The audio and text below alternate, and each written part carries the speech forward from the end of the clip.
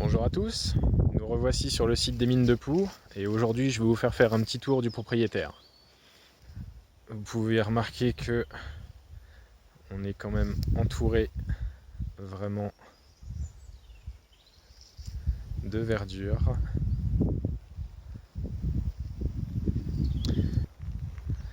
On a créé cet espace un petit peu en mini amphithéâtre, on va dire mini cirque, avec donc le filon ici qu'on appelle nous le filon de visite.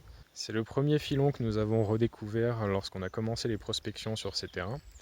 Et on a décidé, vu sa proximité, on va dire, avec le terrain naturel et également la découverte de vestiges archéologiques, de l'exclure complètement du site et de le préserver en fait pour le patrimoine géologique local. Vous avez donc le filon, on voit quand même assez bien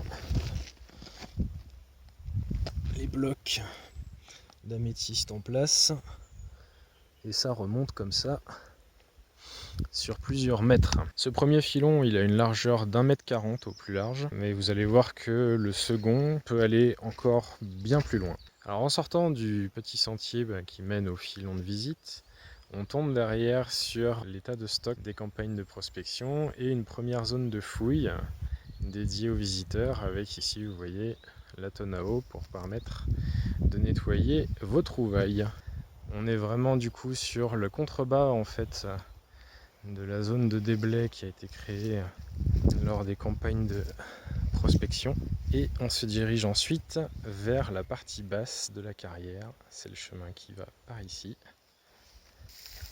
Alors la partie basse de la carrière, pour le coup, ça va être une partie qui sera réservée au stockage et au traitement des matériaux granitiques.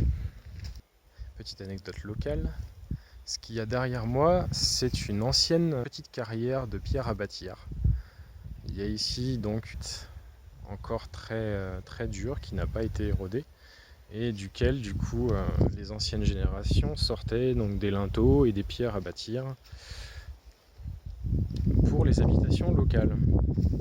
Donc sur cette plateforme, sur cet espace là, il y aura donc toute l'installation pour le traitement des matériaux granitiques et la transformation du coup en sable à béton.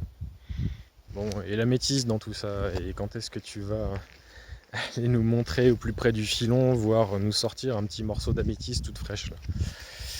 Eh bien on y va, on a au niveau du filon des circulations d'eau souterraine. C'est une zone préférentielle pour l'écoulement des eaux, ce qui fait que le filon actuellement il est noyé. Bon alors j'exagère un petit peu, on en voit encore une partie, mais il y a quand même beaucoup d'eau entre moi et le filon. Ici, c'est vraiment, ça va être le cœur, on va dire, de la carrière. Ça sera la zone d'exploitation. Et vous avez du coup derrière moi le principal filon qui, à cet endroit-là, fait un peu plus de 2 mètres de large. Alors 2 mètres de large, ok. Et combien en profondeur? Eh bien, le filon et la faille qu'il porte étant quasiment verticaux, aujourd'hui, on ne sait pas exactement.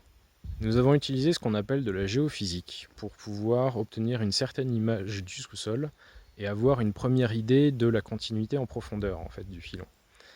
Ça nous a permis d'obtenir une image interprétée selon laquelle on peut suivre le filon, ou tout du moins la faille, sur 40 mètres de profondeur.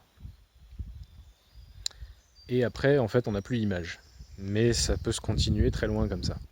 Ah, et pour l'exploitation, au cas où vous vous poseriez la question, on prévoit de descendre de 23 mètres. À côté du filon et donc de la zone principale d'extraction, on a pour l'instant ce petit espace-là qui est dédié en fait au tri et au stockage des matières qu'on a, des améthystes, tout simplement, qu'on a extraits lors des campagnes de prospection. Et là, pour le coup, ce sont les améthystes qu'on dit de basse qualité. Les basses qualités sont des morceaux un petit peu de ce type-là, c'est-à-dire des morceaux de veine plus ou moins fermés avec une améthyste qui va être opaque. Voilà, j'espère que cette petite visite vous a plu. N'hésitez pas à partager, à nous poser des questions également. si vous avez des réactions suite à cette présentation.